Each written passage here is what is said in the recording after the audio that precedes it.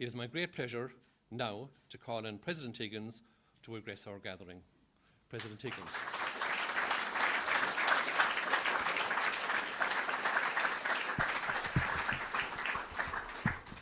Uchtron, mele puikas as ar an gédal sias kam puikas a gwaala tas an firkin fáilse darit tu héin is an culiudar tabal an siawrom héin is rwyf ma fan céile saurin. Agus tres liam lef as an cét cuigim lian bwyntio mac agus a gohoire he. Co tarafacus a fishe is a tashe sa meshe da montori scumma cyn out an a meshe de Charles Sentir cart commandant sco a ve acon. Is min la ma wikas a gwalif gilear as mar gwrt mewn firkin fólchag sa gohoiro an quire fôr mewn uchtran jo kilin agus leis an rúnig in a rálta sila núnan agus be cúpla focal a ram fu sila sar fod. May I just say, President and dear friends, what a great honor it is to be here. I have spoken over the years in this room in different circumstances and for different purposes, but all of them very pleasant. I should say to you at the beginning, because now you're all teachers, encourage you to depart from the script regularly, is that I almost could have been a member of the INTO. After I left St. Flannan's in Innis, I had a very good living. And we all got at that time the Irish Independence Guide to Careers.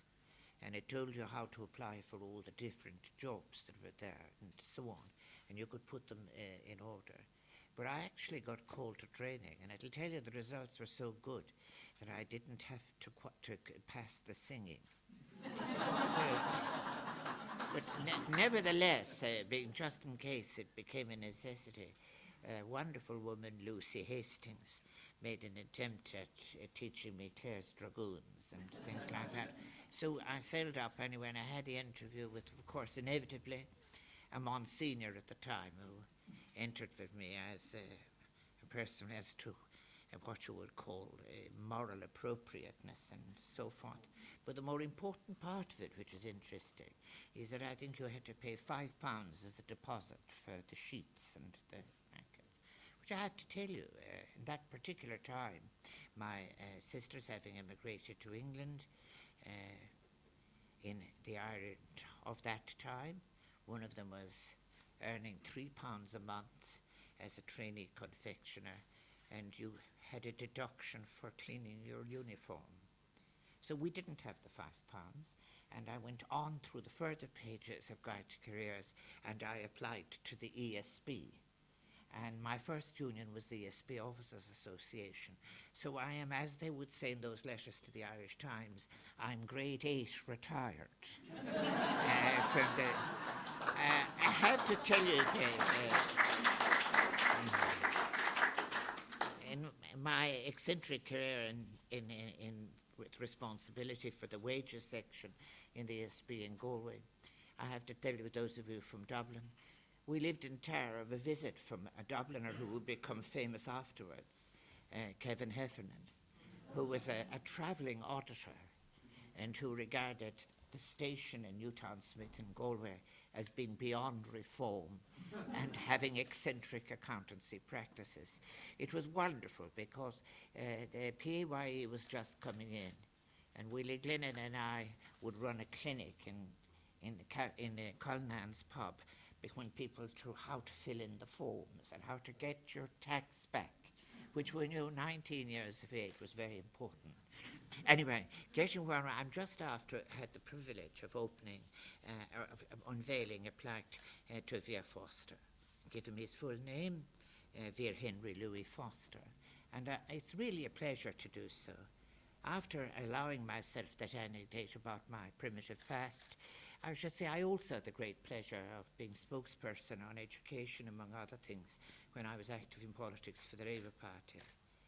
And I do remember that moment when, in fact, all sections of government trembled, the Easter time when people set off for the education conferences.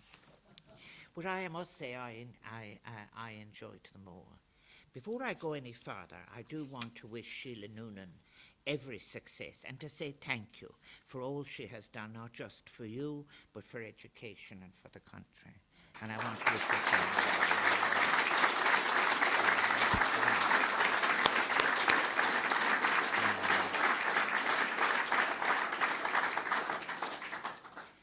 I know that Sheila will be retiring next year, so as I say this, when she retires, she'll be retiring from a union that has such great strength.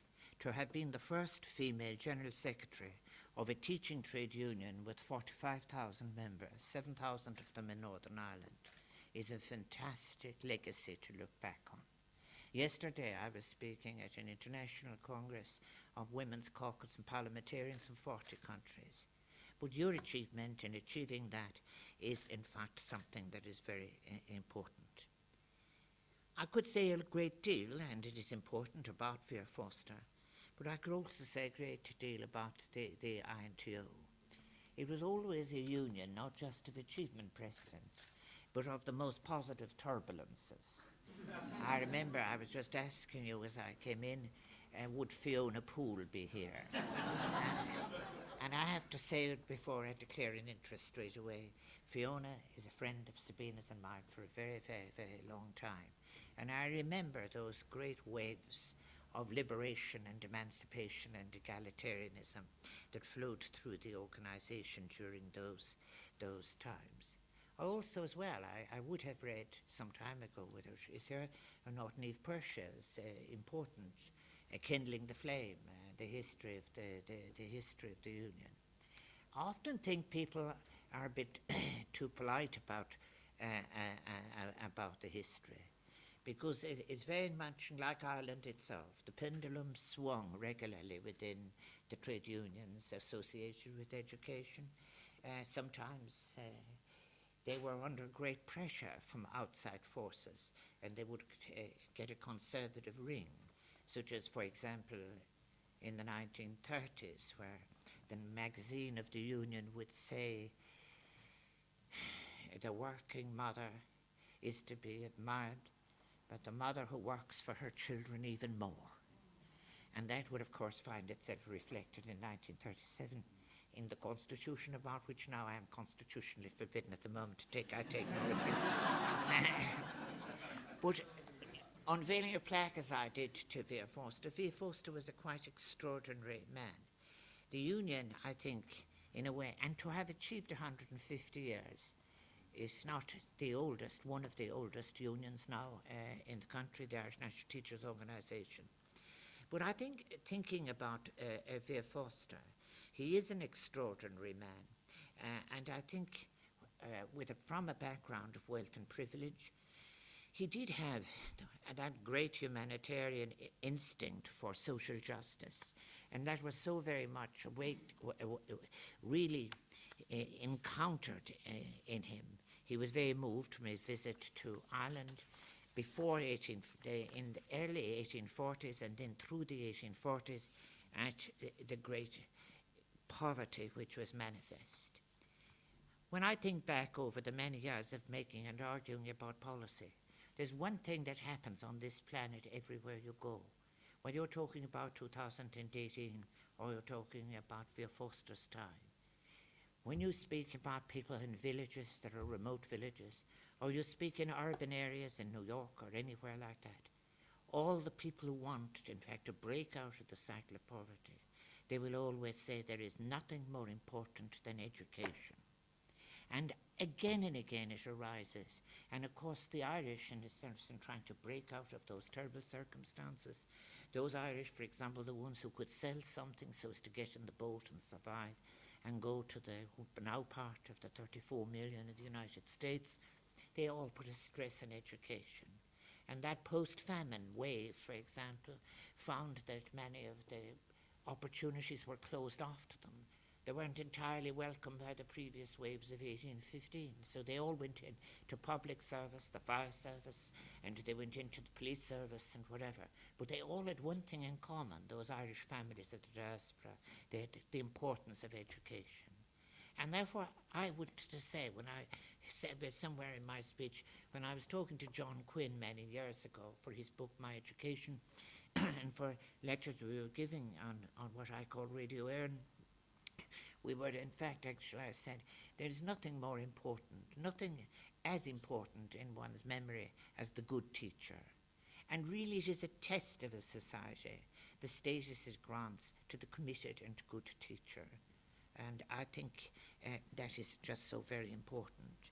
And when Vera Foster set about working in many ways, he really, I think, his work in the field of education, I think what was very important about it all is not just that he was moved by the poverty that he saw and the consequences of the famine, but we must never forget it is just exactly like, if you like, Central Americans, he was the humanitarian who walked with the people, in this case travelled with them, making 3 journeys on immigrant ships across the Atlantic so as to be able to speak with authority on the conditions in which people were being forced to travel. And that was an act of solidarity. And I say to teachers, you are in fact acting in solidarity, not just with the present form of society, but with its future, when you are going beyond what is necessary so often in education. His work, Vera Foster's work in education, was generous and compassionate. He got government grants for the buildings of hundreds of schools. He put his own money into the schools very often. But he also was aware of something that was very, very important, and that is the treatment of teachers at the time and the restrictive and demoralizing circumstances in which they were forced to work. And without a union, you would not have made any advances that would be nearly sufficient in terms of pay, job security, or conditions. And I think, again, it is out of that feeling that he had for the importance of the teacher in appropriate conditions so as to be enabled to do your best work that led to the foundation of the Union. You have said, indeed, President, that Rinne Tutagart Queen Canadica Vian, on Carcom and Hosno. You know, in those early days, having to gather in secret, effectively ignored by both church and state. I think through commitment, courage and persistence, the Union came out into the light and secured pensions for teachers and began to campaign for what was then a novel concept of, believe it or not, equal pay for equal work. This would occupy, as Purcell's book points out, a certain, in fact, a very interesting battle would happen between primary and secondary and so on. I think that sometimes your predecessors, as militants for human rights, I have to tell you now, acted in most surprising and innovative ways. And those of us who are the elected members of the council might like to hear this. But I looked, for example, my attention was drawn to an event in 1946 when 70 teachers rushed onto the pitch during the All-Ireland final at Croke Park, dressed in black coats and carrying banners, demanding equal pay, while they were watched by Eamon de Valera and Sean Tier Kelly. The executive of the INTO, you'll be probably disappointed to hear, stated that the demonstration had been carried out without their approval. Now, I often think about De Valera looking at that as well. He would later on, when you go through the De Valera papers, and I later had a conversation with a one-time Secretary General of the INTO about this in my earlier life, and that De Valera blamed the teachers, of course, for the loss of the 1948 election. And it was after that, as the Secretary General said, we could get anything we wanted after that. He said, you must never again ignore the teachers. And of course the reason had been is that he had structured Fianna Fáil very much on what was called the half parish. And you had a niche arrangement between, if you like, a certain version of politics, the church and the school and so on. But 1948 was a big rupture in relation to that. But I think today the Irish National Teachers Organisation is a very important intrinsic part of Irish society, members in virtually every town and village in the country. The INTO and it has adapted to many changes in Irish society. I think that the very first event in 2011 that Sabina and I attended was the All-Ireland Choirs. And I remember going up and saying to Sabina, and I looked at the sheer youth of the teachers that were there.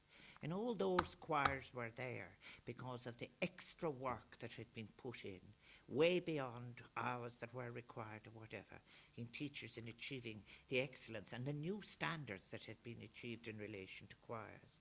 And again, from our Synod throne, we'll go out to classrooms where you might see 30 to 40 nationalities. And if they're all happy together, and if children of different backgrounds are able to see the value of each other, so much of it is due to the work of teachers and parents and boards of managements that have enabled Ireland to be exceptional in relation to what it is achieving in relation to that. And I recognise it. And I say to yourselves here as President of Ireland, I thank you for it. If we have multicultural realities that are making progress, you have contributed so much for it. And I think as well as that, we are sometimes you could be very pessimistic of some of the circumstances that surround us. The INTO through 150 years has come through extraordinary circumstances. I've mentioned some endogenous conflicts that went on, but there are also exogenous factors. It includes 2 world wars. And I think then too, it also found itself having to deal with great tussles for power. Because after all, if you go back to 1868, at that stage there is quite a tension between what is to happen about teaching. You have very liberated newspapers like the Irish Times, for example, describing that teaching isn't a necessary skill. So therefore, it isn't actually a history of a union seeking a struggle for status. It's actually a society coming to terms with the importance of education and the value of the people who will make it possible. I had myself an extraordinary experience insofar as that the school I went to in Ballycar, which is now replaced in Newmarket Fergus, that you mentioned, at Gurracothlin, and my teacher, I've spoken out to John Quinn, I remember about it.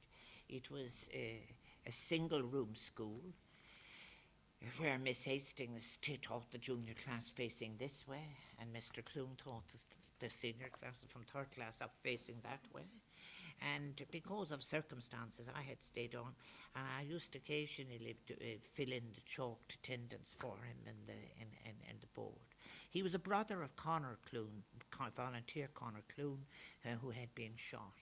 And he lived in Quinn, and he cycled down to Ballycar every single day with a kind of a satchel on the bar of his bicycle. He was full of kindness, and we would occasionally, when the weather was good, go out from this very modest place, and he would tell us the names of plants in Irish and English and Latin. And he would think it was much better to teach history if you were standing at the top of a hill and pointing to different places. And I, at that stage, in many cases, many, many years afterwards, it is that is the basis of my statement, that everyone remembers the impact of a good teacher. And then, of course, there were others who had inherited another tradition in Ireland that might have been regarded as having more than a whiff of authoritarianism. And I think the charity requires me to say there were children in the parish that would be disciplined by saying, if you don't behave yourselves, I'll send you to so-and-so. Now, I think that one of the things about it, in many cases, I say all of that, is that in a society that is healthy, I think, let me say, the impact of a good teacher never leaves you, but also the gifted educator, as I have described it in relation to experiencing nature, experiencing the names of things in different languages. This is a celebration of the wonderment of a child.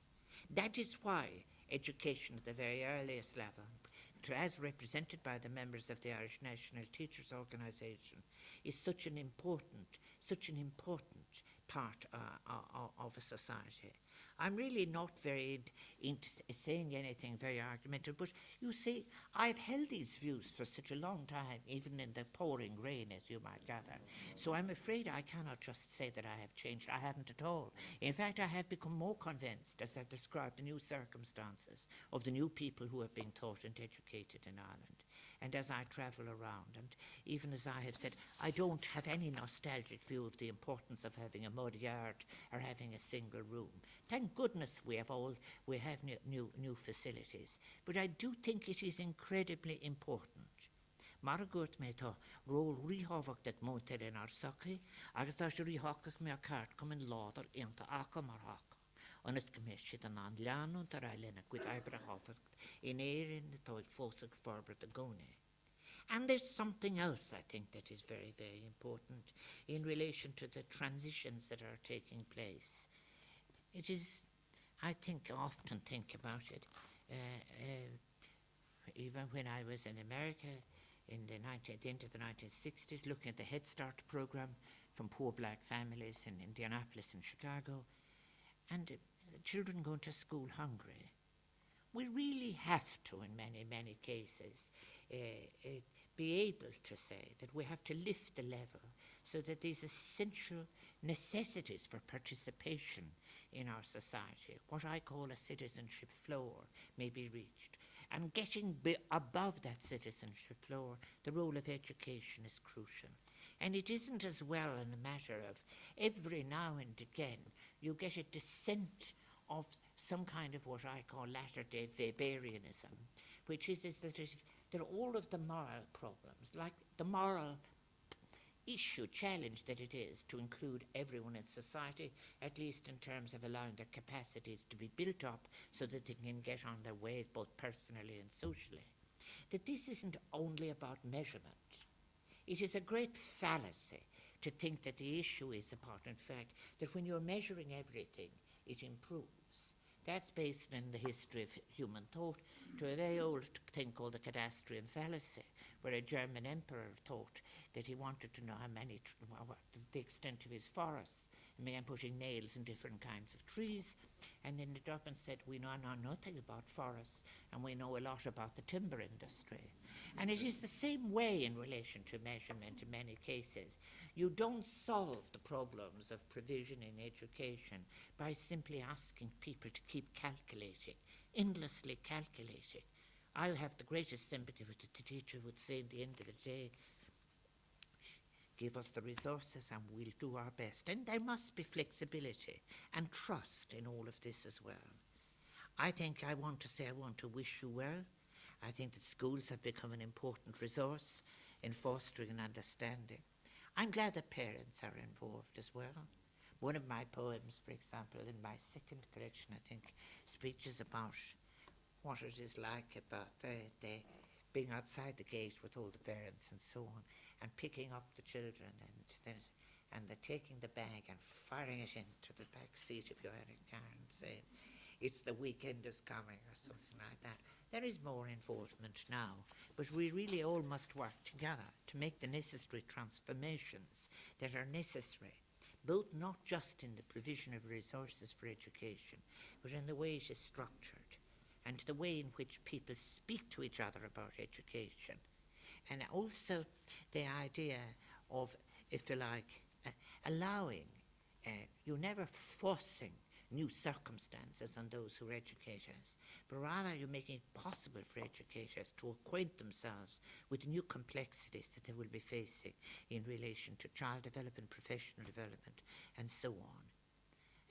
I have said probably nearly enough before I have strayed. People use a lovely phrase, have I crossed the line? Well, it's rather like a certain form. I don't think I've ever recognized the line at the start. Anyway, so there it is. But I do want to end by saying this in relation to something that is very, very important. Teachers are in education, are leading out what is in fact the potential of young people, children who will become adults. And they are now in their diversity much more. It's going to be very, very different.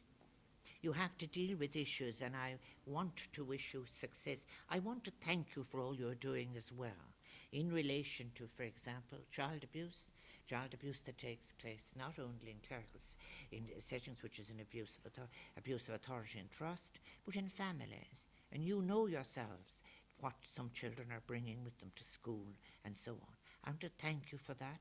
I think there is an immense in relation to the new social technology. It is absolutely essential that we make it very clear that the technology be never used for exclusion or marginality or for bullying. It also is to realise as well that in cases that we have to change our language, we cannot ask people questions that denote a single form of the family. There are many forms of the family, and we have to take into account the LGBTI community.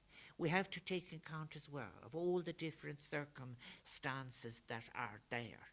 And these are not problems in the end. They will become riches as what they in fact actually draw forth from us. I think as well, it is very important that there be the word of praise. Far too often we have the notion of what are problems within the professions, and you will hear people saying what the professions are looking for. Really, the recognition, is what I've said, of the importance that we attach to the role of the teacher in society, the role of the committed, gifted teacher in the community, the recognition of achievements. I mentioned to the people who will go the extra mile to have their choir at a higher level. And the same thing extends in relation to sports and in relation to engaging with parents. The provision of better support services for children. And I'd like to think that we will hear from teachers about what would make children's lives better. The special demand, and not too much, the special responsibility is for special needs, which should be resourced. And I often think of parents and I often think of schools where you have to carry the entire burden. And we have to say, if the society has decided that the state must be limited, well then let it realise the consequences of what it is saying. The state has a role, and we have in fact to accept that you have to give an initiating role to the state if you're going to take on the responsibilities of inclusion. So I think, therefore, when you think back on it all the campaigns about closure and extensions and all of the campaigns that have been there in many cases, in the middle of it all, one of the great informing principles of solidarity has been the trade union, the Irish National Teachers' Organisation. And it is a great pleasure for me as President of Ireland Mar Uchtanan here in Tres Liam Lev. Agus ni len avrasarum galani ganagriach da veg lero lukna vir foster len hagan mit the nor agus ahantasinu agus gach rota takama nav lech agus kinauta we erin agus arnini agus gan common muntori ni erin viakardire gos ni hisha kachak hoide ina ait ivad ni spikta. And it isn't only that Ireland would have been poorer. It is Ireland that has been better for all of the efforts na hirach dear fad, vi takish takit na muntori, manas fair, foot nitire, tres limas gambwikas live. Thank you very much for having the honour of joining with you as the unveiling of the Vera Foster Memorial to your 150 years of existence. Thank you.